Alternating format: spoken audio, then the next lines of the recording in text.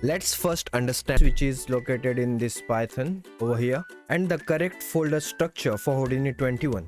Download the files from the link given in the description below before continuing. Once downloaded, extract the folder anywhere on your system. So for downloading MSLiveLink, I will give the link in the description below. This is the website. On this you have to go and click on this link here, download the zip file. When you will click it, you will get this 4.5 folder, which is this. Then you have to go ahead and extract this folder and you will get this MSLiveLink. So what you have to do is go inside the C folder in which you have opened, just paste it, and once you will do the refresh thing.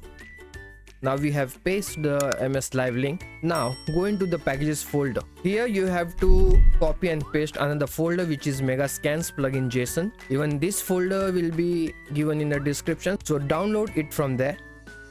So just go ahead and copy and go in packages folder and paste it. So here half of the thing we have done to install the Megascans plugin. So after doing these things, if you open Houdini, here you will not see the Megascans. The description I have given word text folder there. So here you can see the error 2. We have to select this line, copy it. As you can see, around line 43, just open the notepad around line 43. Just go ahead and paste that line over here.